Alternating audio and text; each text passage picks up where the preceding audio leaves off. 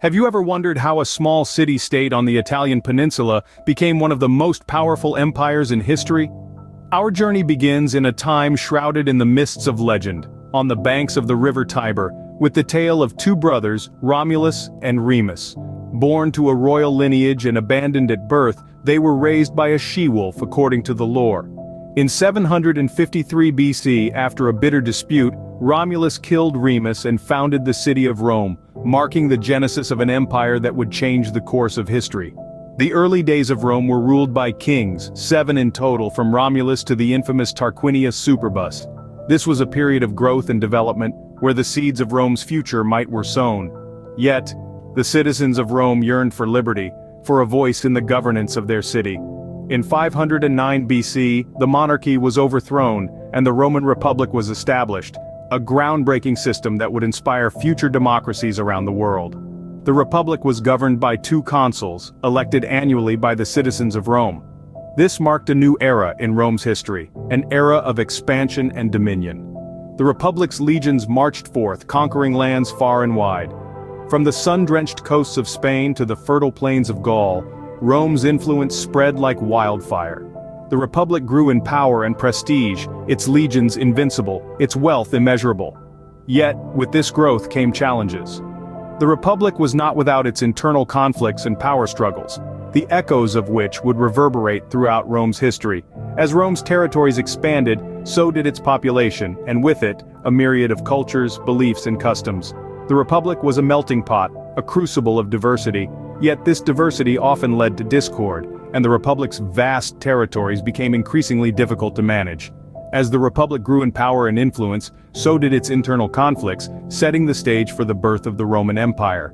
And so, we find ourselves on the precipice of a new era, the dawn of the Roman Empire, a chapter that would redefine not just Rome, but the world. How did Rome transition from a republic to an empire, you might wonder? Let's journey back to the 1st century BC, a time of great political upheaval and change for the Eternal City. The Roman Republic had been in place for over 400 years, but it was becoming increasingly unstable. The cracks in the system were beginning to show, and one man in particular was ready to exploit them: Julius Caesar. A brilliant military strategist and a charismatic leader, Caesar was the governor of Gaul. However, his ambition was far greater than just governing a province. He crossed the Rubicon River, a significant act since it was against the law for a governor to bring his army into Rome. But Caesar was beyond caring about the Republic's laws. He was on a path to power, and nothing was going to stand in his way. This bold move sparked a civil war that ultimately led to the end of the Roman Republic. But Caesar's reign was short-lived. His increasing power and the declaration of himself as dictator for life led to fear and resentment among the senators. In a desperate bid to save the Republic, a group of senators assassinated Caesar on the Ides of March in 44 BC. Yet Caesar's death did not restore the Republic as the conspirators had hoped. Instead, it plunged Rome into another civil war. Emerging from this chaos was a new leader, Augustus, Caesar's adopted son. He managed to consolidate power, and in 27 BC he became the first Roman emperor. Augustus cleverly maintained the illusion of a republic while holding absolute power. He ushered in a period of relative peace and stability, known as the Pax Romana. So, in the span of less than 2 decades, Rome had transformed from a republic, where power was shared among many, to an empire ruled by one. The republic that had stood for over 4 centuries was no more. With Augustus as the first Roman emperor, the stage was set for centuries of imperial rule. Scene script. Imagine a period of peace and stability that lasted for 2 centuries. That was the Pax Romana. The Pax Romana, or Roman peace, was a time of relative tranquility across the vast Roman Empire. It lasted from the reign of Augustus, who ascended the throne in 27 BC, until the death of Marcus Aurelius in AD 180. This period was marked by a significant reduction in large-scale warfare and the successful management of the empire's vast territories. Under the rule of emperors like Augustus and Hadrian, the empire thrived. Augustus in particular set the tone for the Pax Romana. His rule brought about an era of reform and stability, which enabled the empire to flourish. He focused on infrastructure, creating an extensive network of roads, building aqueducts and improving public buildings. Hadrian too contributed greatly to the Pax Romana. His reign was known for its architectural achievements. The most famous of these is the Pantheon, a temple dedicated to all the gods of pagan Rome, and Hadrian's Wall, a defensive fortification in Roman Britain. The Pax Romana was also a time of great advancements in law. Roman law became more defined and consistent with the principles of justice and fairness at its core.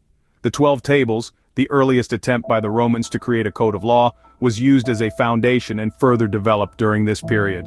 Culturally, the Pax Romana saw a blossoming of literature, arts, and philosophy. Poets like Virgil and Horace flourished, and their works continue to be celebrated today. And let's not forget the philosophy of Stoicism, popularized by the Emperor Marcus Aurelius in his book, Meditations. However, it's important to remember that the Pax Romana wasn't an era of perfect peace. There were still conflicts, rebellions, and power struggles. The empire was vast, and managing it was an immense task. While the Pax Romana was a time of prosperity, the empire was not without its challenges. But it was during these 2 centuries that the Roman Empire arguably reached its zenith, leaving behind a legacy that continues to influence the world today. What causes a mighty empire to crumble? This is a question that has puzzled historians for centuries, as they have sought to understand the fall of the once mighty Roman Empire. The decline and fall of the Western Roman Empire is a tale of economic crises, military overspending, and relentless pressure from barbarian invasions. Economic crises played a significant role in the empire's downfall. The once thriving Roman economy was hit hard by a series of severe financial crises. The empire had overextended itself, maintaining an enormous army and a lavish lifestyle for its citizens. This led to rampant inflation, making it impossible for the government to pay its troops and causing widespread unrest. Simultaneously, the military was strained to its breaking point. The Romans had always been a militaristic society, but by the late stages of the empire, military spending had become unsustainable. The empire was constantly at war, defending its vast borders against numerous enemies. This not only drained the treasury, but also led to a decline in the quality of the Roman military. Soldiers were often poorly trained and ill-equipped, leading to a loss of morale and effectiveness. Furthermore, the empire was under constant pressure from barbarian invasions. The Huns, Visigoths, Vandals, and other barbarian tribes were a constant menace on the empire's borders. These tribes, driven by a desire for Roman wealth and territory, carried out devastating attacks on Roman cities and settlements. The empire attempted to counter these problems by dividing itself into 2 parts, the Eastern and Western Roman empires. However, this only served to weaken the Western Empire further. In 476 AD, the last Roman emperor in the West, Romulus Augustus, was deposed by the Germanic king Odoacer. This event is traditionally marked as the end of the Western Roman Empire. The fall of Rome marked the end of an era, giving birth to the Middle Ages. The once mighty empire had crumbled, leaving a world forever changed in its wake. The fall of the Roman Empire is a stark reminder of the fragility of even the most powerful of empires. Though the Roman Empire has long since fallen, its impact can still be felt today. The legacy of Rome is not just confined to the pages of history books, but it's woven into the fabric of our everyday lives. Let's start with modern law. Roman legal principles form the bedrock of Western legal systems. The concept of innocent until proven guilty? That's a gift from the Romans, a radical idea in a world where the accused were often presumed guilty. The Romans also introduced us to the idea of legal representation and public trials, concepts that are integral to our understanding of justice today. Now take a moment to think about the languages we speak.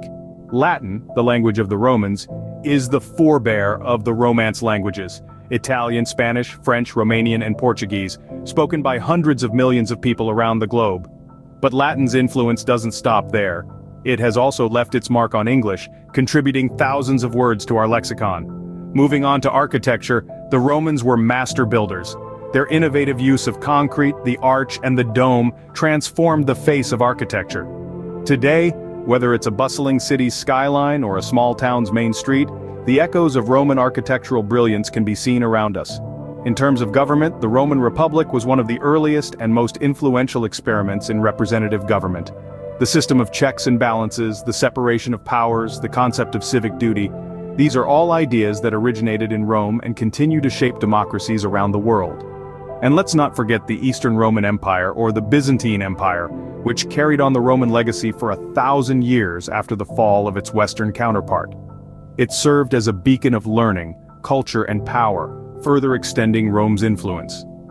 The Roman Empire in its rise and fall has undeniably shaped the world as we know it. It's a testament to Rome's enduring influence that even after 2 millennia, we continue to live in the shadows of its legacy.